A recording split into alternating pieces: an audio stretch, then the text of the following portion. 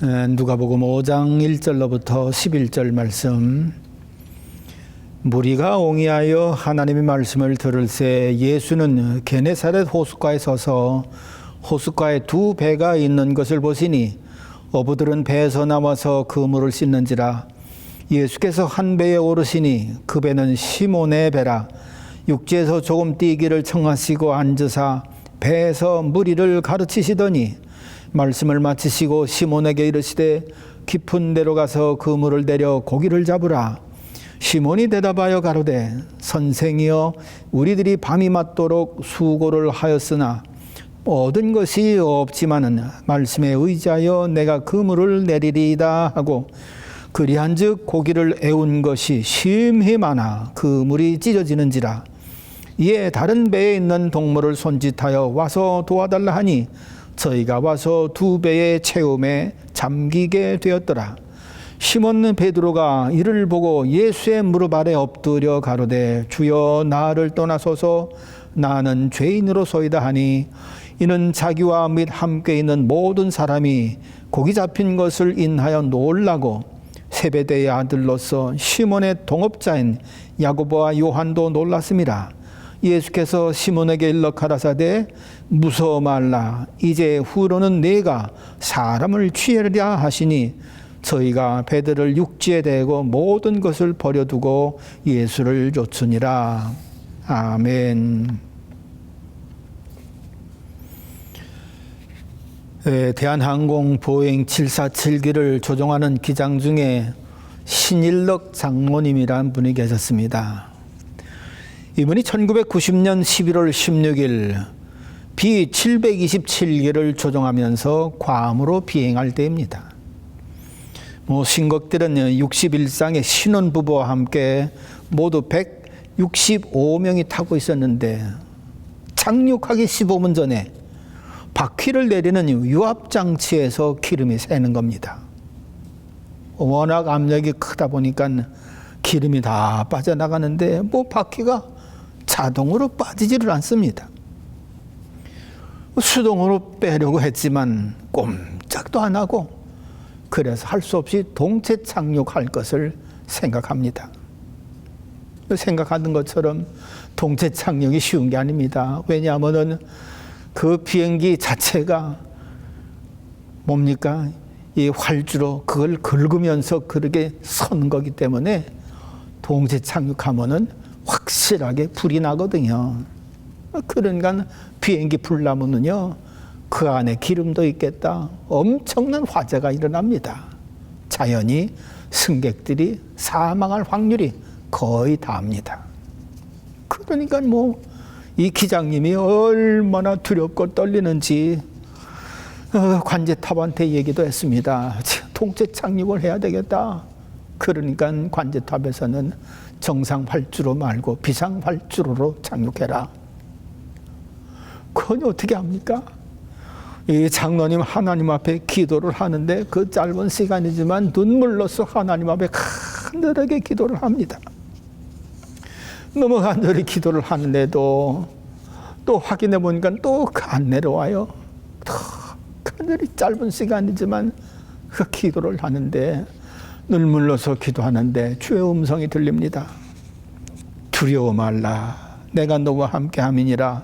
놀라지 말라. 나는 내 하나님이 됨이니라. 비행기 안에서는 동체 착륙할 준비들로 그냥 그 모든 종업원들 바쁘지요. 신장로님 그런 것을 보고도 하나님께서 두려워 말라 하셨으니 바퀴를 한번 다시 내려보자. 그래가지고 수동으로다가 착륙할 때 쓴 바퀴를 내려봅니다. 그랬더니 놀랍게도 그렇게 꼼짝 안 하고 내려가지 않던 바퀴가 술술술술 내려가는 거예요. 그래가지고 동체 착륙하기 전에 활주로에 아주 기가 막히게 착륙을 해서 활주로 끝에 가서 탁 쓰는 바람에 사람 한 명 다치지 않고 다 완전하게 착륙을 하고 귀가를 했다는 것입니다. 기적이지요. 사람들은 이처럼 도무지 있을 수 없는 일이 일어나는 것, 그것을 여러분 기적이라고 하지 않아요? 그런데 성경은 이런 기적에 관한 기사가 굉장히 많습니다.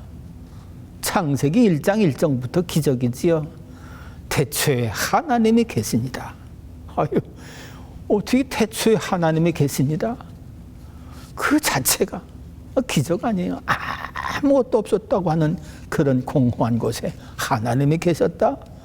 이건 말로 설명 못할 기적이지요. 그런데다 빛이 있으라 했더니만 어둠으로 꽉 차 있었는데 빛이 확 비치면서 놀랍게도 밤과 낮이 이루어지는 이 모든 것들, 이 기적 아닙니까?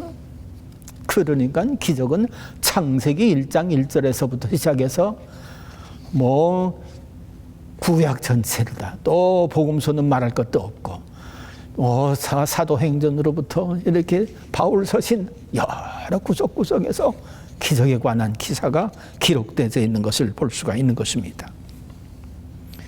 그런데 이런 기적이 일어난 것을 볼 것 같으면 적어도 두 가지 과정이 있었는데, 첫 번째로는 반드시 하나님의 말씀이 있었다고 하는 사실입니다. 그 하나님 말씀, 빛이 있으라, 소녀야 일어나라, 반드시 하나님의 말씀이 먼저 있었습니다. 그리고 둘째로다가는 그 말씀을 들은 자가 순종하는 순종이 분명히 있었습니다. 아이 모세 보세요. 뒤에서는 애국 군사가 막 죽이겠다고 달려오는데 앞에는 푸른 홍해바다, 철렁철렁 되니 이제는 홍해바다의 장사진의 죽을 운명이에요. 그렇지 않으면 다시 잡혀가지고 세국의 종로로 다든지. 하나님 앞에 또 간절히 기도했더니만 내 손에 든 것이 뭐냐, 지팡이이다. 그 지팡이를 바닷물 위에 이렇게 내밀어라. 그 말이 됩니까? 여러분, 모세가 누구예요?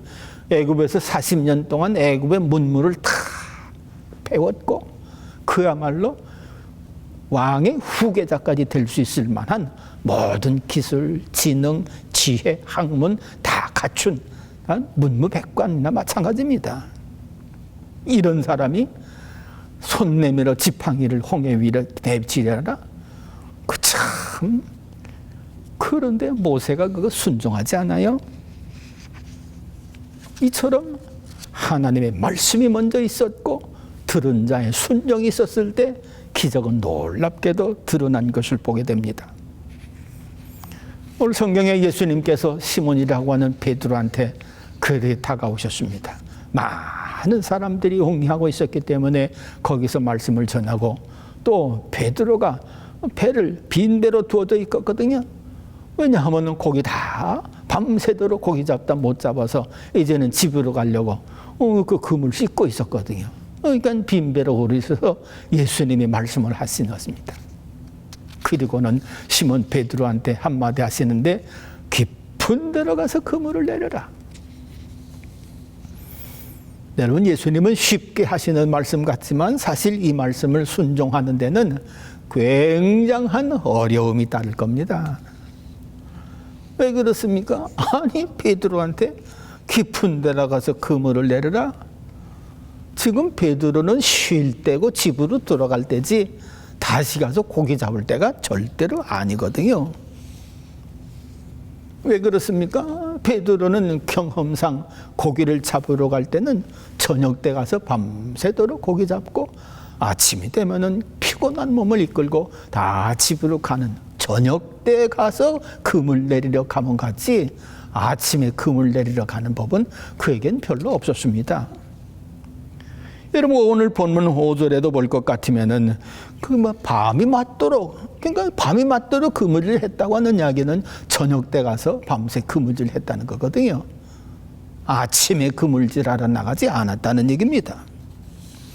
또 요한복음 21장 3절 4절에도 보면은 밤이 맞도록 그물을 내려, 이 창고에 접어졌던 그물, 예수님 부활 소식은 듣기는 들었지만 만나지를 못했는지 믿지를 않았는지 접어왔던 그물을 가지고 나가 다시 고기를 잡습니다. 그런데 밤이 맞도록 그물을 내렸다.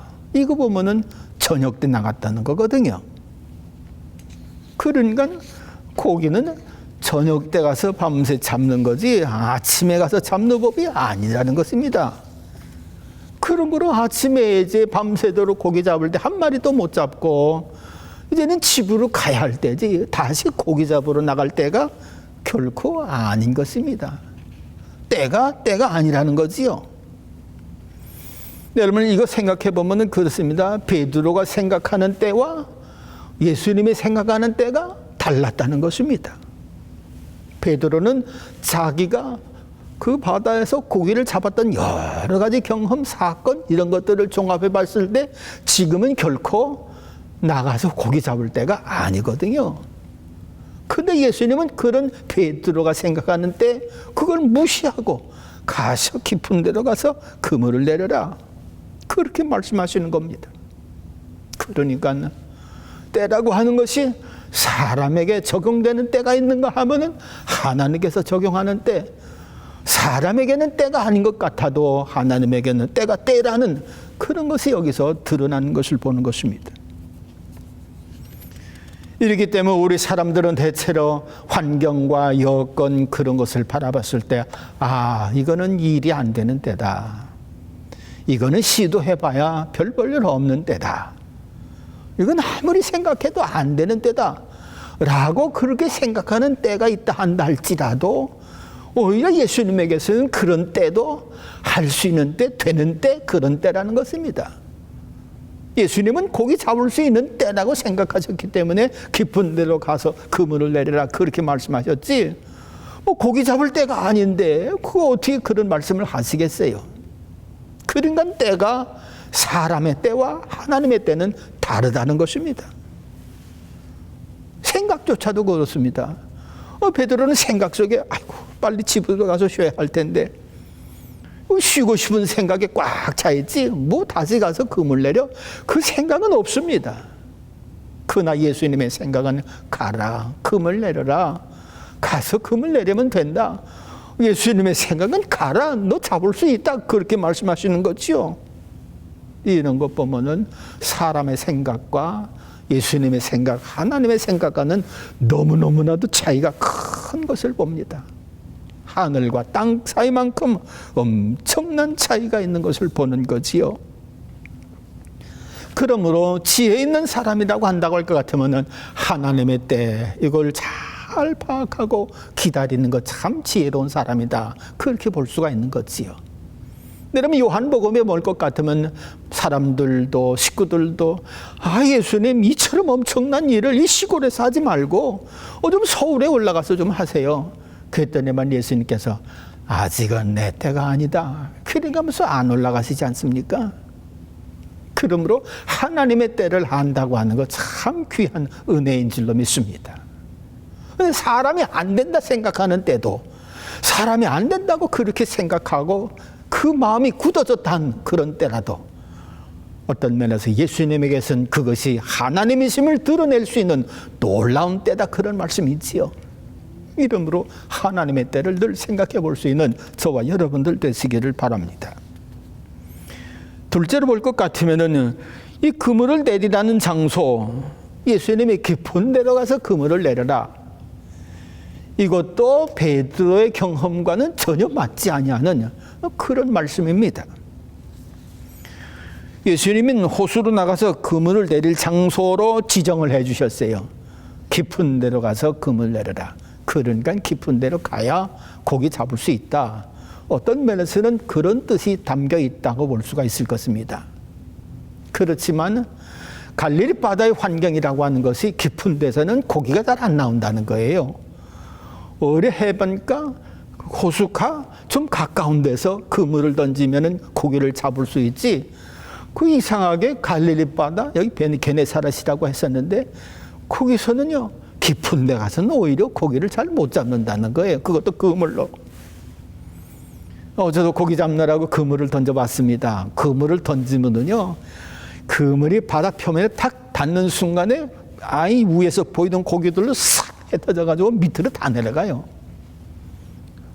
제 좀 얕다 생각하는 곳에도 고기가 밑으로 쫙 다 빠져나가는데 깊은 데서 그물 던져보세요. 그러면은요 그물 내려가기 전에 벌써 고기들은 밑으로 다 빠져나갈 겁니다. 그러니까 깊은 데서 그물을 내려라. 그거는 고기 잡는 것이 아니라 고기 내쫓는 거나 마찬가지지요. 더군다나 그물이라는 것이 어떤 것입니까? 사람의 힘으로 이렇게 던질 수 있는 그 정도의 무게지, 깊은데 빨리 내려가게 하기 위해서 그냥 추를 잔뜩 따라서 무겁게 하는 그런 건 아니더라, 그런 얘기입니다. 그러니까 이 무거운 추가 달린 그물, 큰 건 또 하지도 못해 던지는 게 이게 얼마나 힘이 드는지 때로는. 그러니까 추도 가벼운 것이고 좀 작은 것일 거예요. 그런 걸 던지는데 깊은 데 가서 그물을 내려라? 고기 다 빠뜨리는 거지요.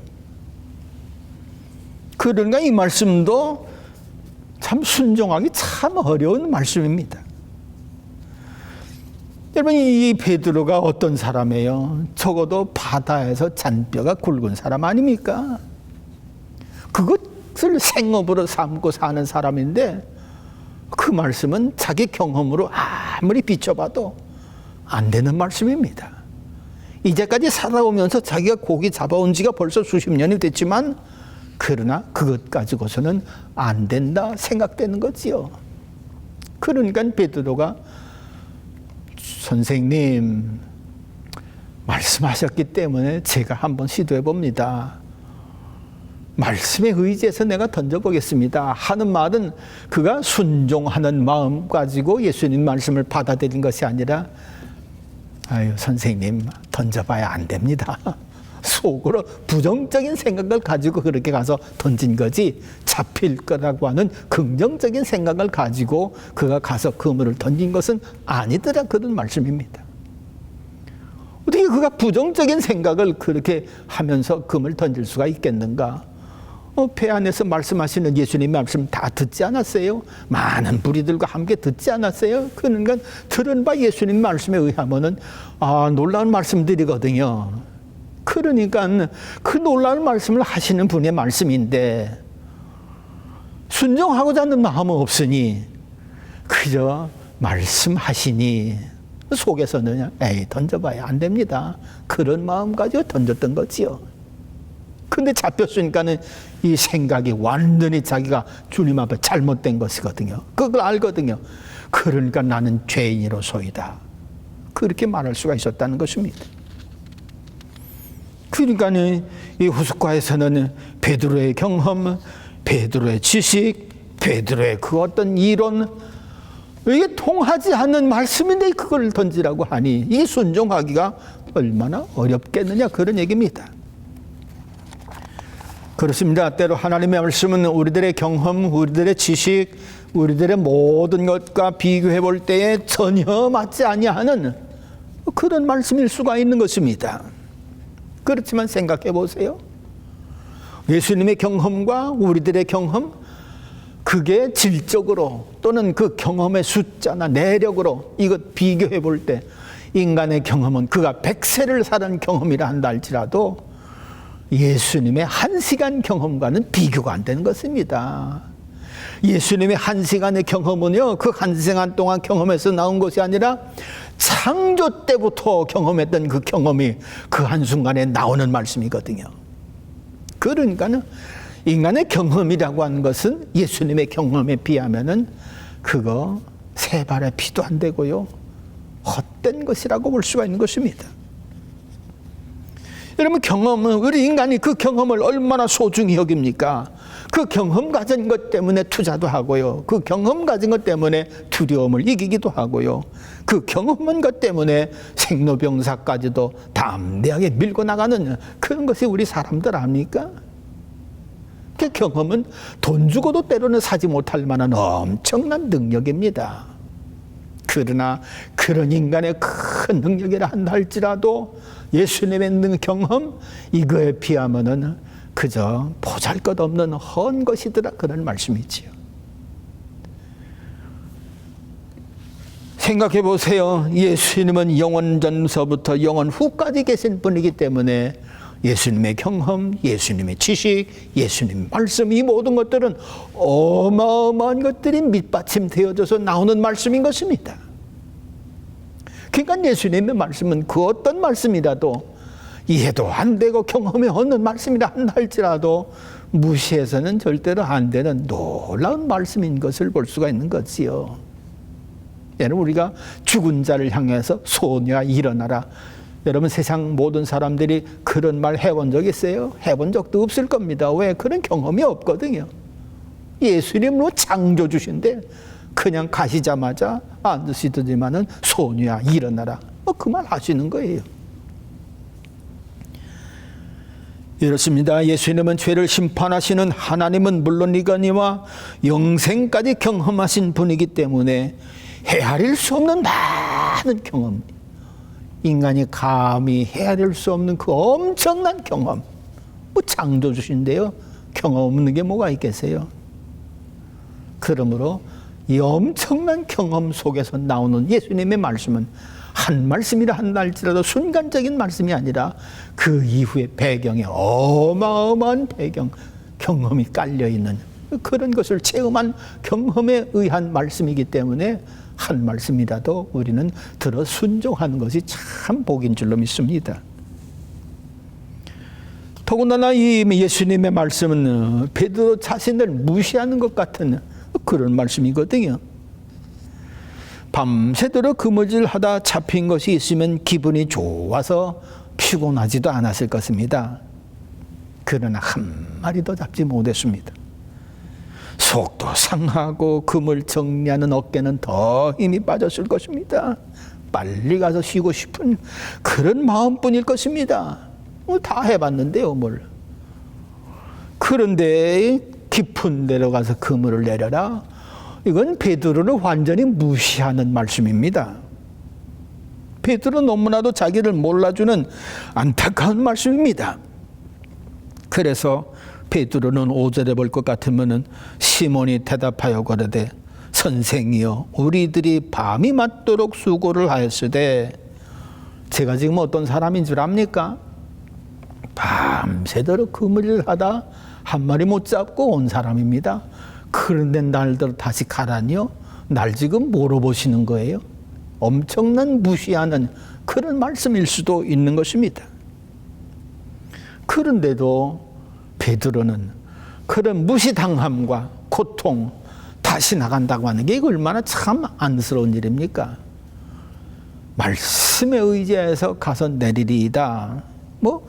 좋은 마음으로, 아까도 말씀드린 것처럼 좋은 마음으로 가서 금을 내린 것이 아니라 안 되는 것을 뻔히 아는데요, 뭘. 그러나 결과적으로 가서 순종해서 그물을 내렸습니다. 이거는 것을 생각한다고 할 것 같으면은 우리들 생각과 예수님의 생각 사이는 너무 차이도 많고요. 비교할 수 없는 것들이 너무너무 많은 것을 봅니다. 그렇기 때문에 우리들은 안 됩니다, 아닙니다, 그렇게 말할 수 있는 조건과 여건, 환경 모든 것이 다 조성된 그런 때라 한다 할지라도 예수님께서는 그런 기회, 그런 환경, 그런 여건, 이런 것들이 도리어 인간의 모든 것들을 다 겸손케 해서 말씀에 복종할 수 있는 그런 여건으로 만들어주시는 그야말로 창조주 하나님이시지요.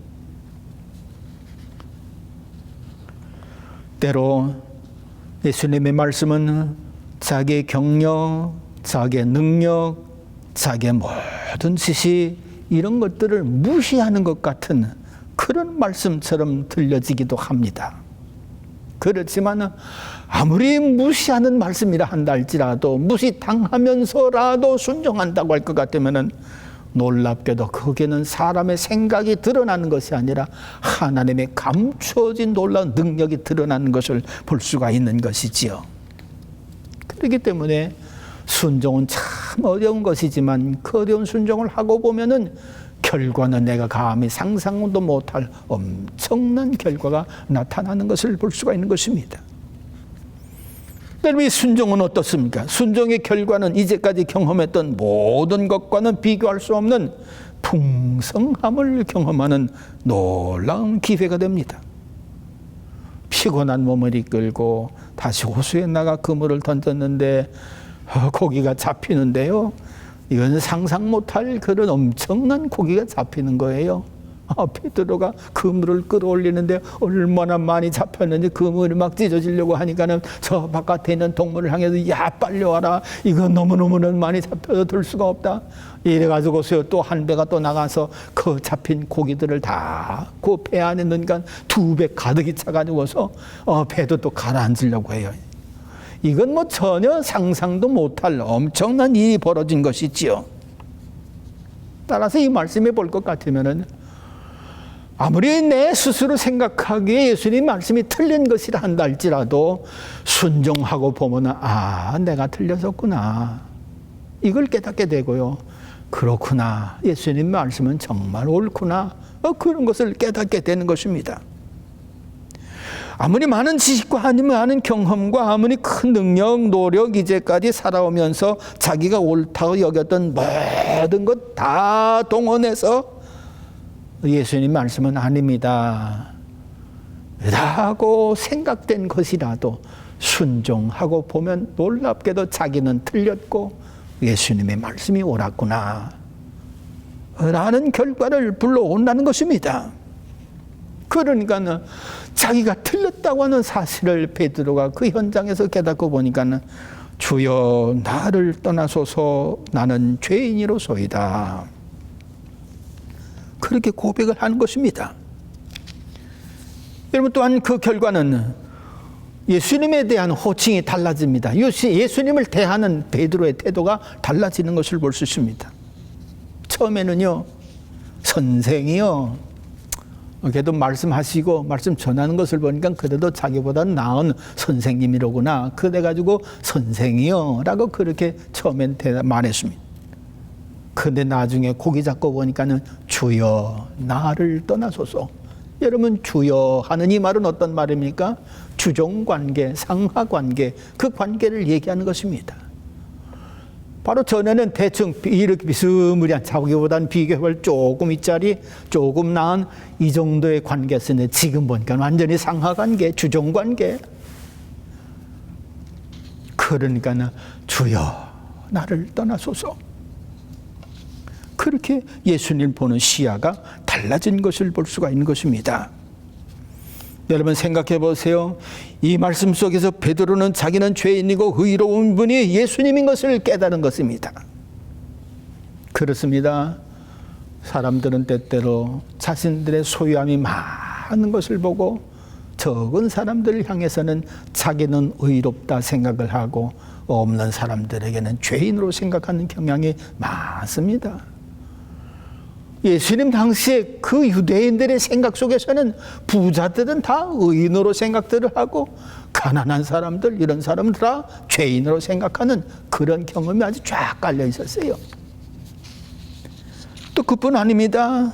소유뿐만 아닙니다. 지위라든지 명예라든지 이런 모든 것들, 높은 것을 의롭게 생각하고 낮은 것을 별것 아닌 걸로 생각을 합니다. 또 많이 아는 것을 의롭다 생각을 하고 보잘것없이 베드로처럼 학문 없는 그런 범인들은 죄인으로 생각하는 그런 경향도 있습니다. 그런데 놀라운 사실은 예수님은 이렇게 학문 없는 범인 베드로, 많은 것을 갖추지도 못한 어부, 지위도 명예도 별로 그렇게 가질 것이 없는 그런 베드로, 그런 베드로를 향해서 너 나를 따르라, 사람 잡는 어부가 돼야 되겠다. 아니, 이 왕은 당신의 종을 삼으실 그런 사람을 선택한다면 바리새인 가운데, 성경을 잘 기가 막히게 아는 사람들 가운데, 서기관들 가운데, 사두개인들 가운데, 아니 그런 사람들, 제사장들 가운데 그런 사람들을 뽑아서 제자 삼으면 얼마나 더 효과적일까, 그런 생각을 해봅니다마는 놀랍게도 예수님은 이런 사람들에게서는 한참 비교도 안 될 학문 없는 범인, 더구나 때로는 베드로가요 미련하기까지도 해요. 왜 그래요? 깨닫지 못하는 게 너무 많거든요. 예수님이 내 이제 예루살렘에 올라가면은 장로들에게 고난당하여 십자가에 죽고 사흘 만에 부활할 거다, 그런 말씀을 하는데 베드로가 도무지 그 뜻이 무슨 뜻인지를 몰라요. 이래가지고 예수님이 이렇게 붙잡아내가지고서 절대로 그런 일이 일어나지 않겠습니다. 그렇게 하니까 천하 물러가라 그러잖아요. 어떻게 보면 참 깨닫는 게 너무 느려요. 예수님 부활하셨는데도 불구하고 안에 창고에 접어뒀던 그물을 다시 끄집어내 가지고서 고기 잡으러 가는 이 베드로, 얼마나 깨달음이 부족합니까? 얼마나 아는 게 부족합니까?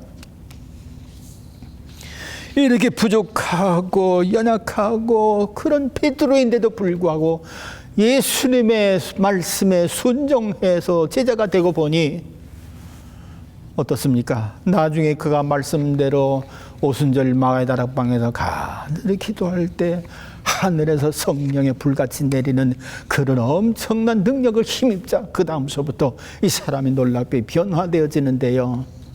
보세요. 하루에 어떤 때는 3,000명씩 변화시키고요. 어떤 때는 5,000명씩 변화시키고요. 참 놀라운 하나님의 역사에 참여하는 귀한 일꾼이 되는 것을 볼 수가 있는 것입니다. 그렇습니다. 그는 어떤 면에서는 가룟 유다보다도 미련한 사람입니다. 가룟 유다는 참 생각이 참 많아가지고서 아이고 이거 예수님 따라가서는 안 되겠다 싶어가지고서 통박을 재보니까 손해볼 것 같으니까 배반하지 않았어요. 아니 예수님 그 무리들의 돈주머니 맡았다고 하는 것은 그가 지혜로운 사람이라고 보는 겁니다. 그러나 베드로는 그런 면에서도 지혜롭지도 못해요. 예수님께서 겟세마네 동산에서 그렇게 피땀 흘려 기도하는데도 왜 기도하시는지도 모르고 자기들은 굴굴 잠을 자요. 예수님 잡혀서 고난 받으실 때는요, 또 큰 소리 뻥뻥 치던 그 베드로가 나는 절대로 그를 모릅니다. 얼마나 그를 강하게 부인했든지 저주하며 맹세까지 해가면서 예수님 부인했다. 이게 뭔 얘기입니까?